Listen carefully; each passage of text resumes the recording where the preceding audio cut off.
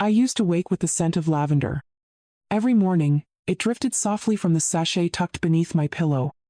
It smelled like safety, like home, like memory. But that morning, there was only static. The television flickered in the corner. A message from Eli had arrived. He said it might cheer me up. Said it was just something interesting. I pressed play. The video opened on a small auction hall. Dim lights. Muted voices. A man's voice rose above the room. Lot 42. Antique rocking chair, slight damage, local provenance. Someone in the back raised their hand. The gavel fell. Sold. I knew that chair. My husband made it in the winter of '78. He carved our initials beneath the seat. I held Eli in that chair when he was teething. When he was sick. When he couldn't sleep unless I hummed him old lullabies. It sold for $40. The next item was a stack of books. My books. The same ones I kept beside the fireplace. With my notes in the margins. With pressed flowers from our garden tucked between the pages. They sold without a word.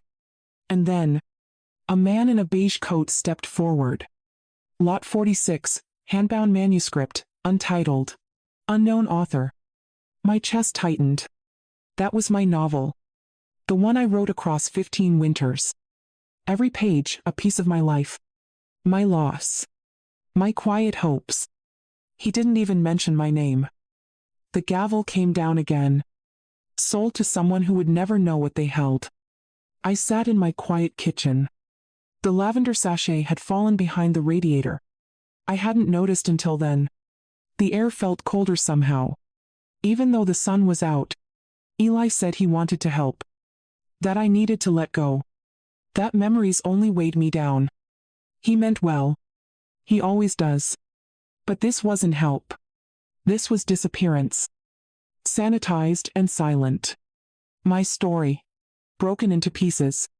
My legacy, handed to strangers. He thought I wouldn't notice. That I wouldn't mind. But I noticed. I always do. And I minded more than I could say. If someone sells your memories, are you still allowed to exist? The house had settled into silence. But not the kind that soothes. It was the kind that clung to the air. Heavy, still, too careful. Each room felt like a memory I wasn't allowed to touch. I moved through them slowly. My fingers brushing along the wood-paneled walls. Like I was reading Braille. Written in dust and time. In the den, the bookshelf still stood. Its corners softened by decades of cleaning. I used to polish it every Sunday. Not out of need. But because I liked the way the cloth followed the grain. Like tracing old lines on a familiar palm. The top shelf leaned ever so slightly to the left. Just as it had for years. Eli once tried to fix it with a folded coaster. But it never sat straight. I never minded. It made the room feel lived in. Imperfect in all the right ways. I paused at the fireplace. Above it hung the only photo Eli hadn't touched. A black and white of his father. Cradling a book and a small boy in a rocking chair. My husband's eyes were soft in that photo. His voice almost audible if you stared long enough. Eli, just 3 years old. I rested his head on a sturdy shoulder. Safe. Certain. We called that chair the Storytime Throne. Eli named it himself. It creaked in rhythm to our memories. Naptime, thunderstorms, scraped knees, soothed by fairy tales. That chair was gone now. Sold to a man who would never know what had once happened in its arms. The scent of old paper lingered in the corners. Beneath it, faint traces of lavender drifted in from the curtains. I hadn't refreshed the sachets in months. Still, the smell remained. Like a ghost that refused to leave politely. I stepped into the kitchen. Light poured across the oak floor like spilled milk. It touched everything gently. Even the place's grief had begun to settle. Eli had once spilled orange juice right there. By the pantry door. He was 7. And cried like the world had ended. He thought he'd ruined the wood. I remember kneeling beside him. His small back shaking under his dinosaur print pajamas. And telling him that accidents didn't ruin things. They just made stories. Now he wants to replace the whole floor. Modern tiles. He said last week. Easier to clean, less fuss. He doesn't remember the juice. Or the pajamas. Or the way I held him until he stopped shaking. Sometimes I wonder if that's why it's so easy for him to throw things away. Not because he doesn't care, but because he's forgotten what they meant. The mail came just before noon. A thin stack of envelopes, some coupons, and a glossy flyer tucked in the middle. Bright colors, bold letters. Estate renewal. Simplify your legacy. Clear the clutter. Live lighter. The woman on the cover was smiling too wide. Too young. She held a cup of tea in one hand and a clipboard in the other, as if checking off someone else's life. I folded it in half without reading more, and slipped it beneath a pile of grocery ads. But the words had already crept into the corners of my mind. Simplify. Clutter. Legacy. I sat at the kitchen table, my fingers tracing the grain of the wood. This table had hosted birthdays, report cards, silent breakfasts, and long nights with nothing but tea and radio static. Every nick on its surface was a conversation, a tension, a laugh.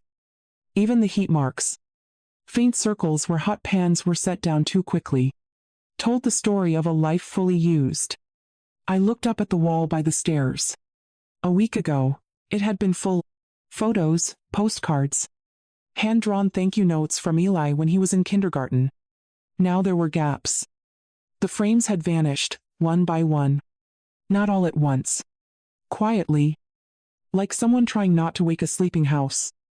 I hadn't noticed until yesterday. There was a smooth square where our wedding photo had once hung. A subtle shadow still clung to the wall, in the shape of our smiles. The photo of Eli in the blanket I'd knitted was gone too. So was the one of our first Christmas, where the tree leaned sideways, and we laughed harder than we had in months. In their place, a neutral canvas, beige and silent. It matched the new rug, and the new tone of everything Eli now called updated. He said the old pictures made the space feel too busy, that it was time to streamline, that people our age needed to focus on calm. But calm, I've learned, can feel a lot like absence, especially when it's wrapped in good intentions and sealed with a smile. I stood in the hallway a long time, staring at the blank spot on the wall. It was the kind of emptiness that didn't ask for attention, but demanded it anyway. That evening, I found myself in the guest room. It used to be Eli's room. Years ago, when his world was still made of wooden blocks and blanket forts under chairs. The wallpaper had changed. The dresser was new, but in the closet, on the top shelf, was a box I hadn't opened in over a decade. I brought it down gently. The cardboard had softened with time. Its corners gave way without protest. Inside were layers of folded paper, a knitted sweater I'd made in the 70s, and a bundle of letters tied with a faded blue ribbon. They were from my husband. Birthday notes, grocery lists with little hearts at the bottom, and one long letter, written after our 30th anniversary. I held that letter with both hands. He'd written that I was his compass, his lighthouse, his only true north. That even when he didn't say it often, he built his life around me. Reading it now, I felt like holding onto the edge of a dock, as the water rose just high enough to kiss your fingertips. The lamp beside me hummed quietly, the kind of sound that used to lull me into naps on long afternoons with no appointments to keep. I read the letter twice, then placed it in my lap, and closed my eyes. I could almost hear his voice. Not clearly, but in rhythm, in tone, in the way he paused after calling me Marge. I whispered that name to myself, just to hear it spoken again. It was mine. Still mine. Later that night, I looked around the room and saw all the places I no longer existed. The bookshelf, now empty. The dresser, holding nothing of me. The walls, blank, waiting for a version of life that didn't include the past. I turned out the light and sat in the dark. I wasn't angry, but I wasn't numb either. I was something else. A kind of alert stillness, like when the sky turns gray but doesn't rain. If your memories were being erased one by one, and no one called it cruelty, would you fight for them? Or would you simply vanish with grace? It started with a text message. Just a small gathering this weekend, Mom. Nothing big. We'll catch up next week, I promise. I read it twice. Then once more. As if I'd missed something between the lines. Eli and his wife had just moved into the house. My house. The one I had scrubbed, repaired, repainted. Through winters and broken furnaces. Through birthdays and burnt dinners. Now, it was theirs. New blinds. Reupholstered chairs. Paintings I didn't recognize on the walls.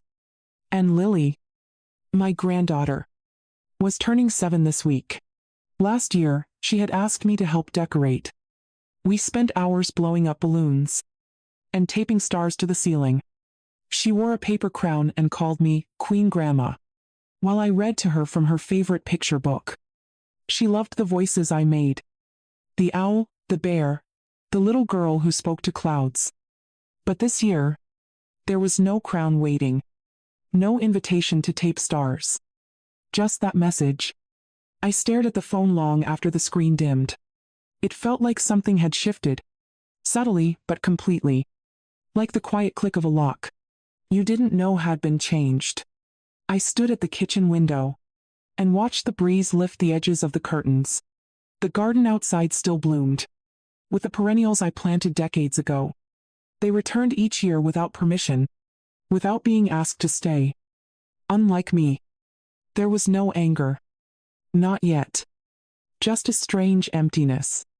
A space I hadn't noticed before, growing wider with each small silence. I folded the dish towel in my hands until the corners lined up perfectly. Then I unfolded it again, just to feel like I was doing something. The house was so still. It felt like it had stopped breathing. And in that stillness, I realized something had already begun. Not with a slam or a shout, but with the gentle closing of a door I hadn't seen coming. I baked anyway. Lemon cake. Lily's favorite. I still remembered the way her eyes lit up when I dusted powdered sugar on top. She used to say it looked like snow. I wrapped it in foil and tied a yellow ribbon around the lid. Just like last year. Just like always. Then I walked 3 blocks down, the cake warm against my chest, and hope small, stubborn, settled somewhere behind my ribs. The driveway was full. Cars lined the curb. Through the windows I could see a flurry of pink and silver streamers, balloons tied in clusters, a paper banner that read, "Happy birthday, Lily." There was laughter. Music. The sound of children squealing in delight. I paused at the edge of the porch. Straightened my sweater. Checked the ribbon on the cake again. Then knocked. The door didn't open right away. Footsteps approached slowly. Muted voices. Then the door creaked open just enough for Eli to peer out. "Mom." His voice dropped. Almost tender, but more cautious than kind. "I wish you'd called first." "I saw the balloons," I said. "I brought Lily something." He looked over his shoulder. I couldn't see who he was looking at. Then back at me. His hand gripped the edge of the door. It's really crowded in here," he said. "You know how overwhelmed she gets." "I raised her father in a house with 6 cousins," I said. Quietly. He gave a thin smile. Didn't laugh. "I just don't want it to be too much," he said. Then added, "We promised her friends it would be a kid-only thing." I stood there, cake in hand, wind brushing the edge of my coat. The voices inside rose louder. A child laughed.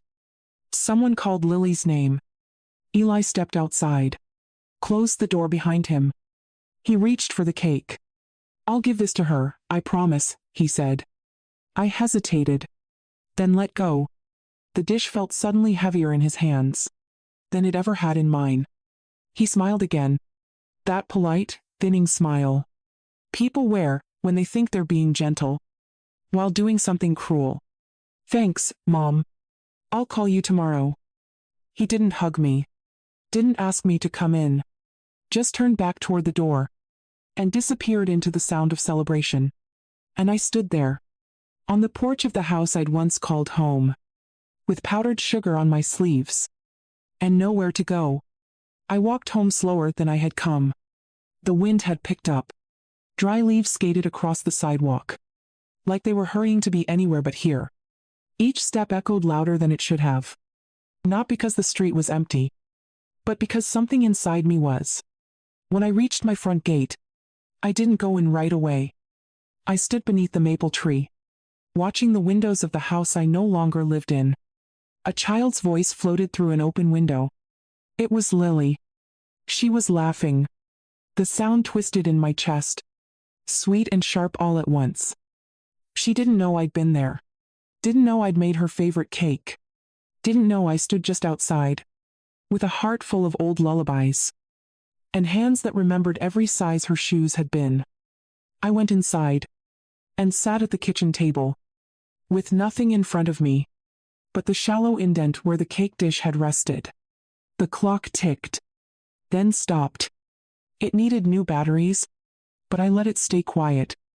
I didn't want to hear the passing of time, measured in seconds. I would no longer spend with her. Later that night, I went to the bookshelf in the den, traced the spot where Lily's photo used to sit, the one of her sleeping on my chest, a pacifier barely clinging to her lip. It wasn't there anymore. Just a ring of dust in the shape of a frame, and the memory of warmth that once was mine. I sat back in the armchair. The cushion sagged just enough to greet me. That, at least, hadn't changed. I closed my eyes, tried to remember what it felt like. To be needed without asking. To be loved without being negotiated into the margins. I opened them again to the dark. No tears came. Not yet.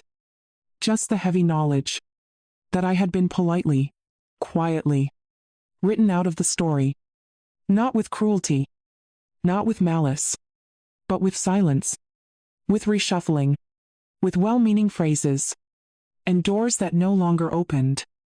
If the people you love start celebrating without you, and call it kindness, would you still try to belong? Or would you protect what little dignity remains by walking away? The envelope was white, with blue print in the corner, my bank's logo. It came on a Wednesday, wedged between a catalog and a pre-approved credit offer. I almost threw it away, but something about the way it was addressed made me pause. My name, slightly off. Middle initial missing. Too clean, too impersonal. I opened it with the letter opener my husband once used. The blade still had a nick from the time he pried open a paint can. Inside, a statement. Balance 0. Account closed. Ownership transferred. I blinked. Read it again. Then a third time. There was a note clipped to the back. A digital confirmation of transfer. Signed electronically. By Eli. I sat very still. The air around me didn't change. The fridge hummed. A car passed outside. But inside, everything had tilted. This was the account I'd opened with my husband. The year Eli was born. We had put in $100 each month. Rain or shine. Through job losses and medical bills. For something just in case. When he died, I kept adding to it. Quietly. Faithfully. It wasn't a fortune, but it was mine. Ours. Now, without my knowledge, without my signature, it was gone. I reached for my phone. Dialed Eli's number. Waited. He picked up after the third ring. Mom? He sounded distracted, like he was juggling things. I tried to keep my voice steady. I got a notice today. The savings account, it's been closed? A pause. Just a second too long. Oh yeah, I meant to talk to you about that. You transferred it, I said. Well, yeah. I put it into a joint account with me and Meredith. It's safer that way. Easier to manage your stuff if something ever happens. My stuff? Mom, it's not a big deal. You weren't using it. I held the phone closer. Like proximity could force understanding. That money was for emergencies, I said. And now it's part of the family fund. Your family, Mom. I didn't answer right away. I couldn't. He kept talking. Calm? Almost cheerful. You should have seen how fast the transfer was. All online now. So much easier. Easier. That word again. I looked at the letter in my lap. And saw my name. Not removed. But absorbed. Like I was no longer the owner. Just part of a line item. I placed the phone down gently. And let him finish talking. To no one. That night, I didn't sleep. I sat at the kitchen table. With the letter beside my teacup. And the sugar untouched. The walls were too quiet. Even the clock seemed hesitant to tick. I lit the small lamp in the corner. The light spilled in a warm puddle across the wood, highlighting a faint stain. From the time Eli spilled grape juice. And tried to clean it before I noticed. He was 9. Worried I'd be upset. I wasn't. That stain had stayed there for 20 years. I had come to love it. Like a scar on a well-loved hand. Now he erases things differently. I stood and walked to the cabinet above the sink. Opened the old metal box where I kept documents. Birth certificates. Photos. A dried corsage from prom night. In the very back was a copy of the original account papers. My signature. My husband's. No one else. I traced the ink with one finger. It had faded. But the curve of my name was still familiar. Still mine. The next morning, I called the bank. The woman on the line sounded young. Professional. Clipped. Yes, Mrs. Bell. The transfer was completed under the power of attorney filed last year. I didn't sign any power of attorney, I said. There was silence on the line. Then papers rustling. It appears your son submitted it on your behalf. It was notarized. I felt something tighten behind my ribs. Not sharp. Just slow and cold. Like water rising in a locked room. Can I get a copy? I asked. Of course. Would you prefer email or mail? Mail, I said. I wanted to hold it. To see what version of my name had been used. To take my hands off my life. When I hung up, I looked at the chair across from me. The one Eli used to sit in. Swinging his legs. As he told me how he'd build spaceships. Invent candy that never melted. Make the world better. Now he built systems. Efficiencies. Trusts and transfers. And I had become part of the structure he managed. Not a person. Not quite. A component. A thing to smooth over. For my own good. The envelope arrived 4 days later. Heavy paper. Formal letterhead. A copy of the power of attorney form. With my name printed neatly at the bottom. A signature beside it. It looked like mine. But it wasn't. It mimicked my loops. My gentle curves. The way I dotted my I, slightly to the right. But I hadn't held that pen. Not that day. Not any day. The notary's stamp glared from the corner of the page. Cold, official. Utterly indifferent. I ran my thumb across the ink. It didn't smudge. They had made me vanish in perfect clarity. I sat with the paper in my lap. Hands still. Breath small. Somewhere down the street, a lawnmower buzzed. The world carried on. Birds darted across the sky. As if nothing sacred had been undone. I thought about calling Eli. About asking how he did it. Why he thought he could. But I already knew the answer. He thought it was easier. He thought this was what love looked like. When people got older. Less talking. More managing. He didn't mean harm. He didn't feel guilt. And somehow, That made it worse. I folded the paper carefully, placed it in the tin box, beside my wedding corsage. And the first drawing Eli ever made. A sun with too many rays. And a house with one window. Back when he thought I could see everything. From that single square of glass.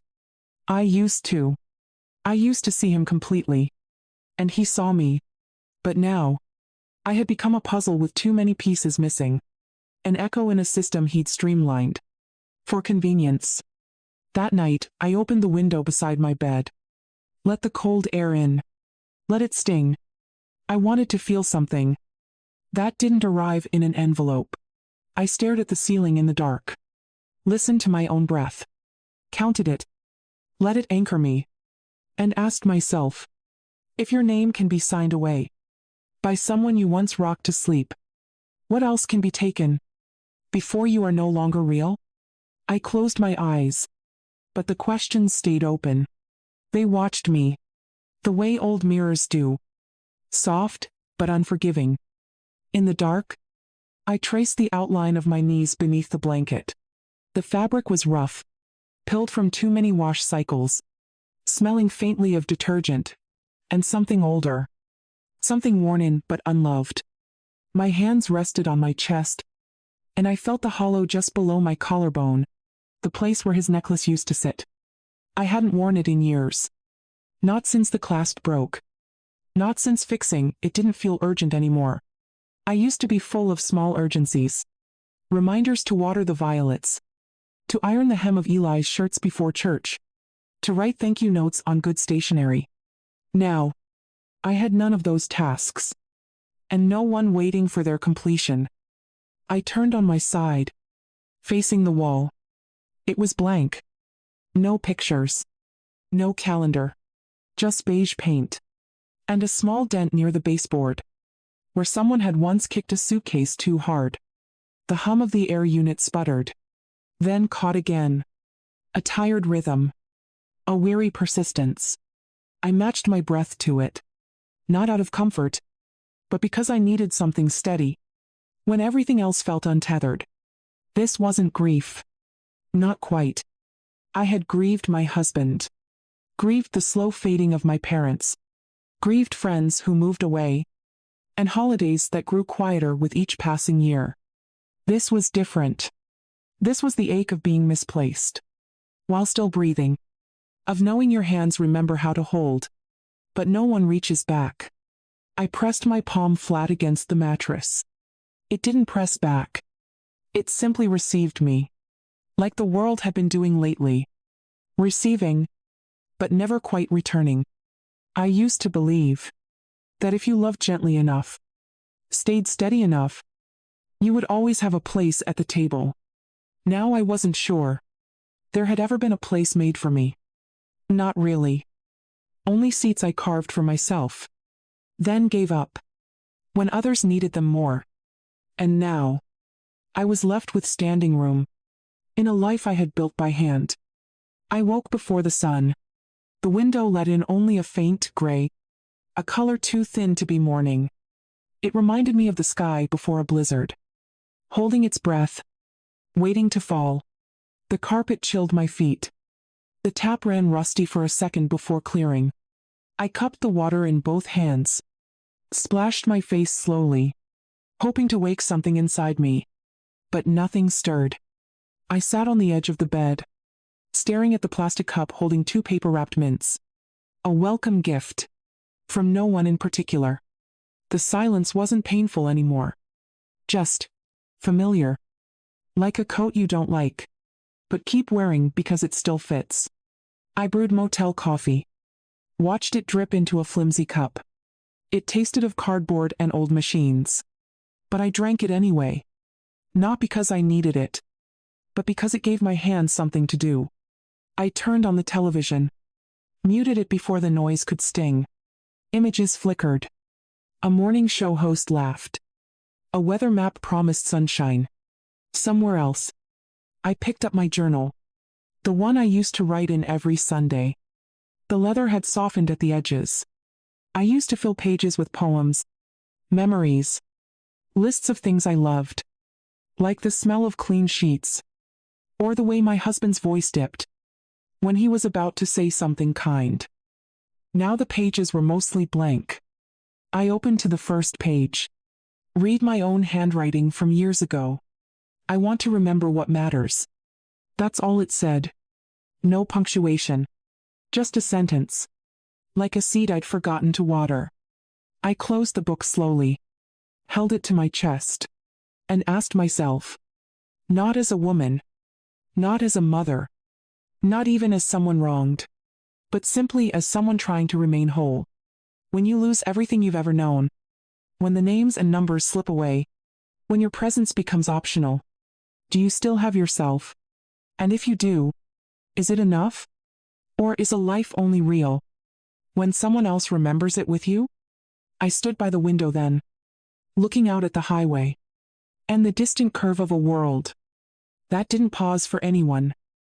And I stayed there a long time, not waiting for anything, just breathing, quietly, deliberately, as if to prove that I still could. It started with a memory, not a loud one, just a flicker, the scent of rosemary on a summer porch, and the sound of my mother humming as she clipped dead blossoms from the bush beside the steps. She never rushed.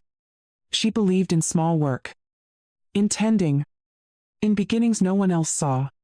That morning, I sat by the motel window, with the journal still on my lap, and the memory blooming quietly inside me. I thought about calling someone, but I didn't know who. Not Eli. Not any neighbor I'd once waved to across fences now repainted. Instead, I flipped to a blank page. And I wrote, I still know how to grow things. The words surprised me. Not because they were brave, but because they were true.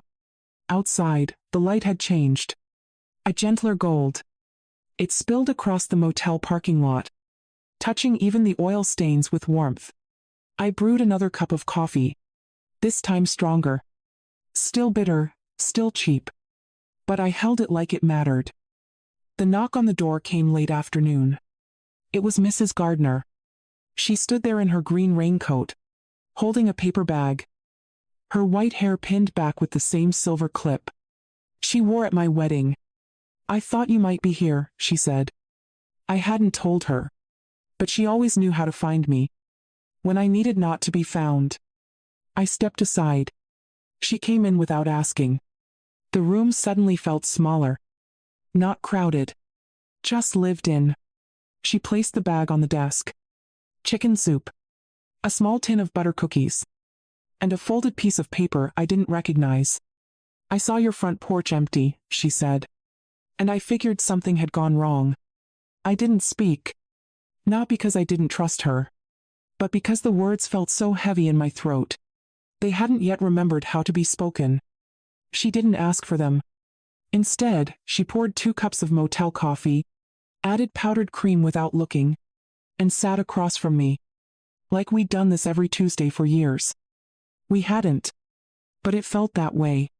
As if some old part of me had survived the forgetting. We sat in silence. Longer than most people are willing to. But Mrs. Gardner was not most people. She let quiet settle, like a blanket laid gently across our knees. It didn't press. It didn't demand. Eventually, I spoke. They took everything, I said. She nodded once, as if the sentence needed no elaboration. Not with cruelty, I added, but with convenience, which might be worse. She reached for her cookie tin, popped the lid with familiar fingers, and handed me the first piece. Like communion. You know, she said. My nephew did the same to his mother. Put her in a senior facility. She never asked to see.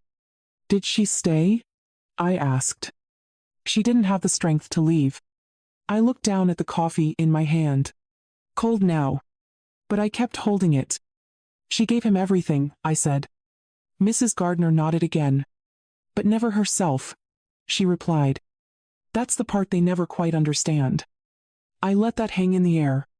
Not because I doubted it, but because it settled into a hollow place that had been waiting to be filled. I remembered a line I once wrote in the margins of my unfinished novel. You can prune a tree to the root, but if the soil is still rich, something always returns. I used to believe that. Then I forgot.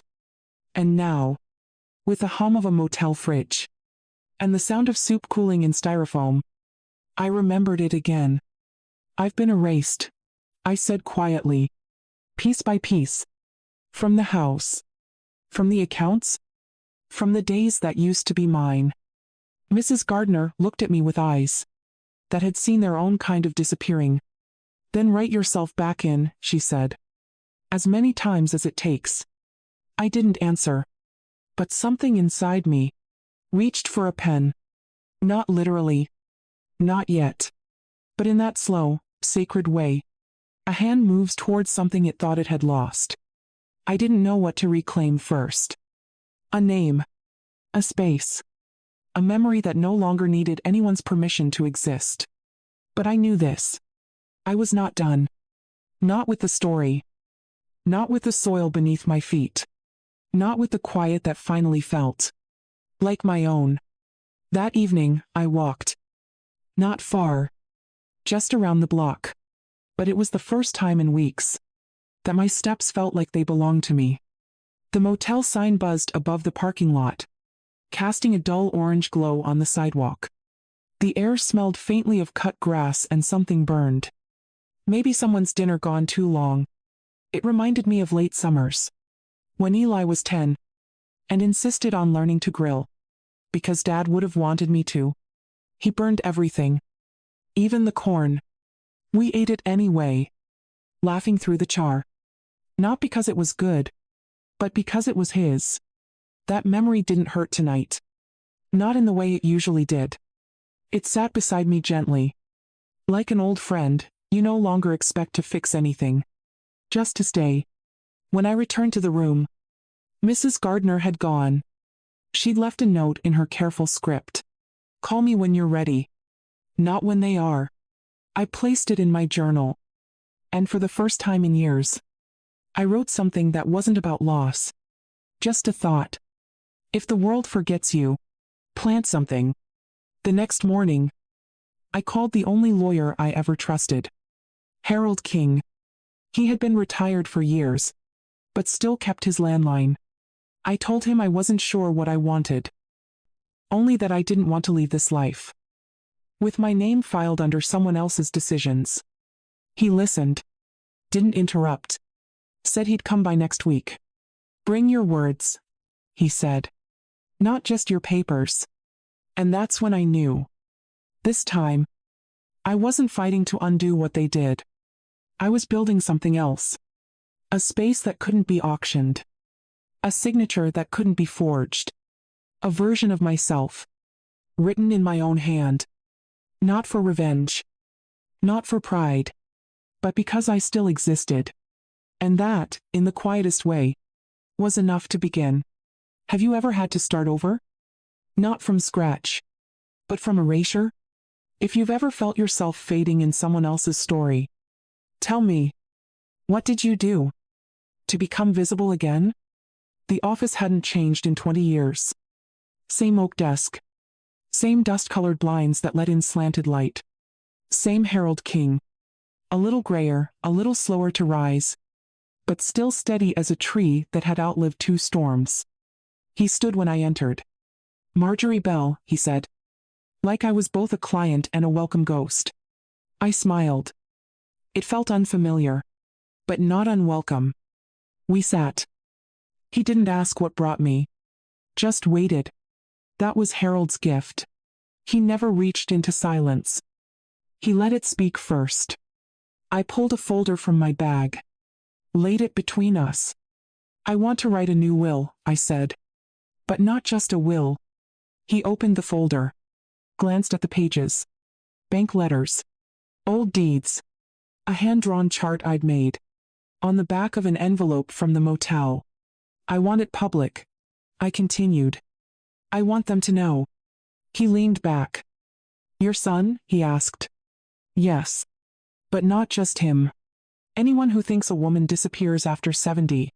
He gave a low hum. The sound he made when something wasn't typical, but made sense. I'm not looking to punish, I said. I'm looking to preserve. That's a rarer reason than you'd think. He reached for a pen, clicked it slowly, then began to write. We talked for an hour. Maybe more. The words didn't rush. They unfolded. A foundation small, but real. The Quiet Legacy Fund. A grant in my name. Dedicated to women over 65. Who had lost their financial autonomy. To the people closest to them. It's not a fortune, I said. But it's something they can't return with a shrug. He nodded. It's the kind of thing that echoes. When we finished, he handed me the first set of draft papers. Look these over. Add what matters. Cross out what doesn't. I took them in both hands. The paper warm from his desk lamp. For the first time in months, I felt the shape of a future that didn't require permission to exist. It didn't roar. It didn't seek applause. It just waited. Patient. Steady? Mine. I took the draft home. To the motel room that had become mine. Spread it across the desk. Next to the lamp that buzzed when it got too warm. The legal language blurred at times. My eyes weren't what they used to be. But I read every word. Out loud. Slowly, deliberately. I wanted to hear what it sounded like. When a woman rewrote her own ending. Harold had included a section. About the original savings account. The one Eli had emptied without telling me. I know you won't get it back, he'd said. But you can still name it. Still shape where the next version of that money goes. I underlined that line 3 times. Then added a note in the margin. Not for revenge. For restoration. I spent the next 3 evenings revising. Crossing out generic phrases. Replacing them with my own cadence. Where it asked for beneficiaries, I wrote. To women who have been silenced in their own kitchens. Where it asked for purpose, I wrote. To preserve the kind of dignity that doesn't show up on bank statements. And where it asked for a final statement, I paused. Held the pen over the paper. For nearly a minute. Then I wrote. I was here. Not as decoration. Not as a burden. But as a keeper of memory. And a builder of quiet legacies. When I handed the documents back to Harold 2 days later, he read them slowly. Didn't comment. Didn't correct. Just looked up and said, this is clearer than anything I could have drafted. We notarized everything. Filed it publicly. There would be no secrets this time. No quiet signatures in the shadows. Afterward, he walked me to the door. Held it open like he always had. Since 1982. Most people think legacy is what they leave, he said. You've turned it into what you protect. I nodded. The afternoon air brushed past my cheeks. Crisp with the scent of pine needles and pavement. It didn't feel like triumph. It felt like stillness. Finally earned. Not by fighting louder. But by speaking deliberately. In a world that never expected me to finish the sentence. That evening, I walked to the library. It was closed. But the lights were still on. Through the window, I saw a young woman shelving books. With the kind of care I used to have. I hadn't stepped inside that building in over a year. Not since they replaced the card catalog. And painted over the mural. I helped commission in '91. But I still knew every creak in the floor. Every smell. Of paper. Of dust warmed by old radiators. Of something sacred. I had met Harold there, once. We were both volunteering. He taught a class on estate literacy for seniors. I alphabetized biographies. Funny how something so small could become the thing that saved you decades later. Back at the motel, I opened my journal again. I listed the names of 5 women I'd known. Who had faded too quietly. Helen, whose son sold her car for her own safety. Lorna, who was moved to a facility without telling her the address. May, who signed everything over. Thinking love would remember her name when money came. It didn't. None of them were bitter. Just tired. I couldn't help them now. But I could make sure someone would remember they were once the center of a house. The weight of a whole family's rhythm. I added their names to the fund. Not legally, just in my heart. Each one a seed. Each one a quiet promise. The next morning, I mailed a single letter. Certified. Tracked. Addressed to Eli's office. It wasn't angry. I'd rewritten it 4 times. Until it no longer sounded like a wound. Just a boundary. It informed him of the changes. The foundation. The fact that the savings he had reallocated would now live under a public name. Mine. There were no accusations. No begging. Just this sentence. You may have moved the numbers, but the story still belongs to me. I signed it with a full hand. No trembling. No hesitation. And I mailed it without ceremony. No one saw. No one applauded. But I felt the weight lift. The moment the clerk handed me the receipt. He looked at me and said, "Do you want insurance on that?" I smiled. "No," I said. "It's already protected." And as I stepped outside, into the quiet of a morning that didn't ask for explanation, I thought, when silence becomes your sharpest tool, and dignity your strongest defense, will they ever see it coming? The lawyer's office was warmer than I remembered. Sunlight filtered through the window blinds, casting long lines across the table. Where the documents were neatly stacked, corner to corner, no room for error. Eli arrived late. Not by much. But just enough to signal that he hadn't taken this seriously. He stepped into the room with his usual rhythm. Phone in one hand, eyes scanning the space. As if it were a meeting. Not a reckoning. "Mom," he nodded. As if we'd seen each other last week. As if nothing had shifted beneath us. I didn't stand. I didn't smile. Harold greeted him. Neutral. Measured. He offered water, which Eli declined. We sat. 3 bodies. 1 quiet table. A single truth folded in an envelope. Sealed just tight enough to sting when opened. "I wanted you here," I said. "Not because I need permission, but because I need witness." Eli tilted his head. "That sounds dramatic." Harold unfolded the document slowly. The air in the room didn't change, but something in Eli's face did. He recognized the heading. Recognized the formality. Recognized the line at the top. The Quiet Legacy Foundation. In honor of Marjorie Bell. He leaned forward. "What is this?" "It's what's left," I said. "Of the account you emptied. Of the memory you sold. Of the silence you mistook for surrender."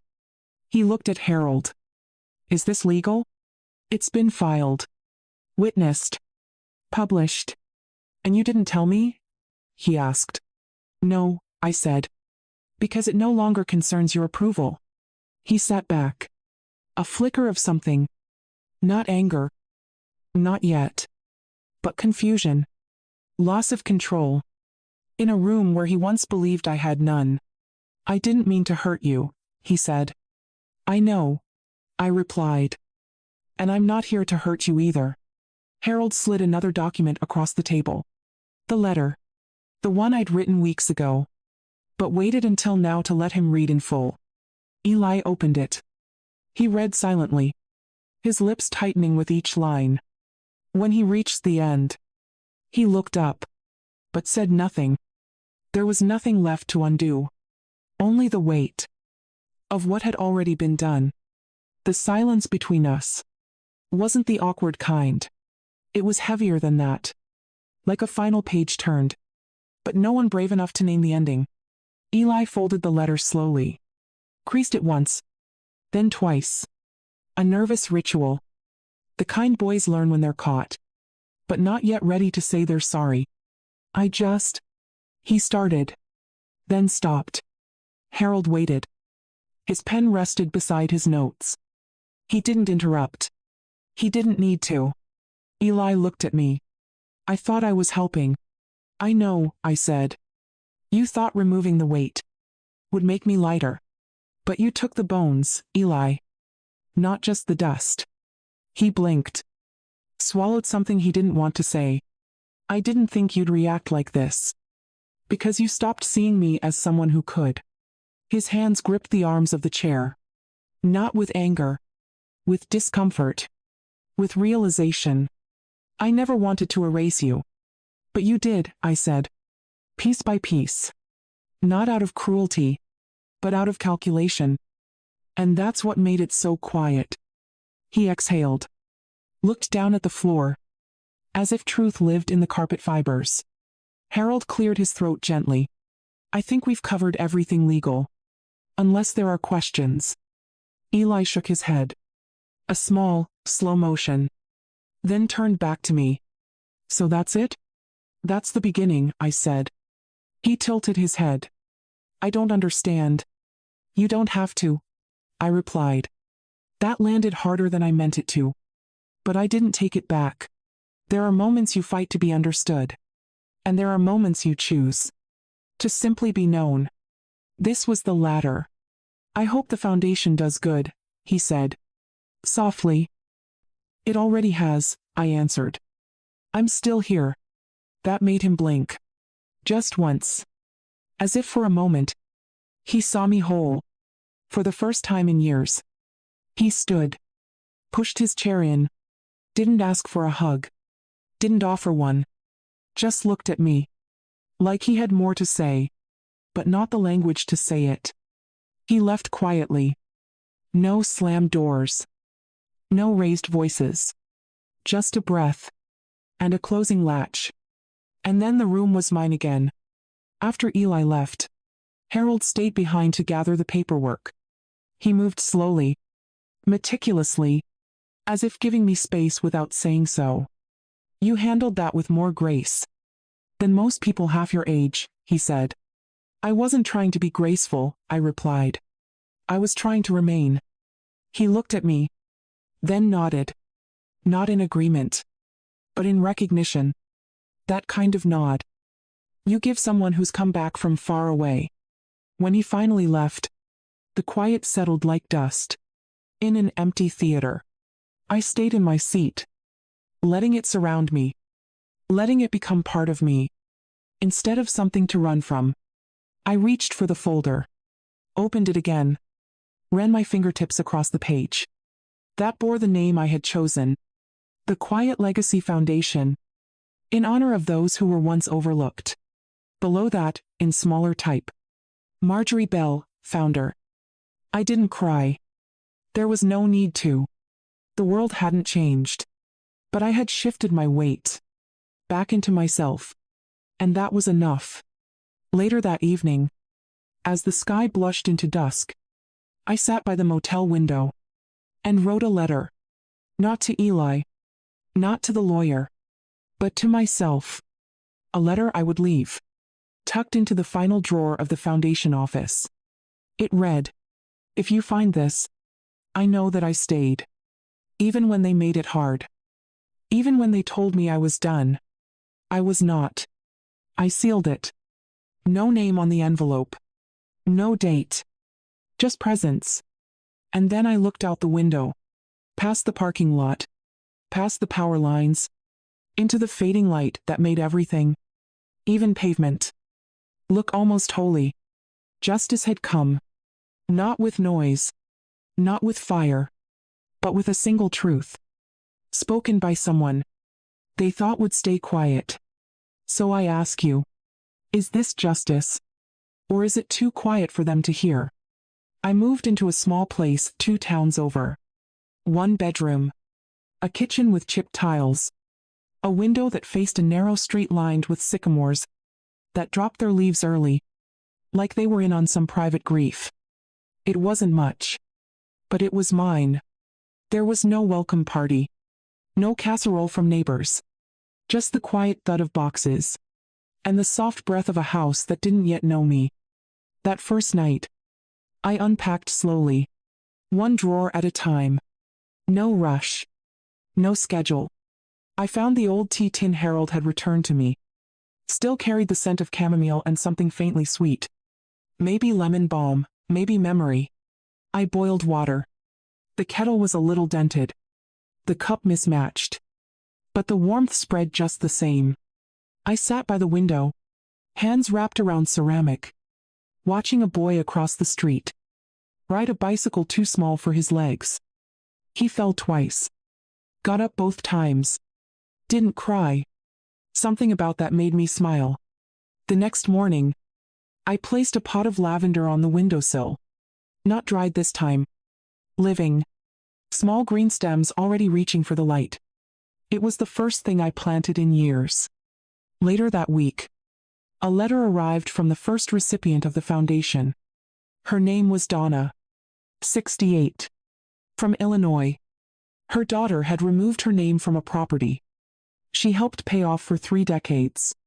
Donna had used the grant to retain a lawyer, to reclaim her piece of paper, to reclaim her place. She wrote, "I thought I was alone.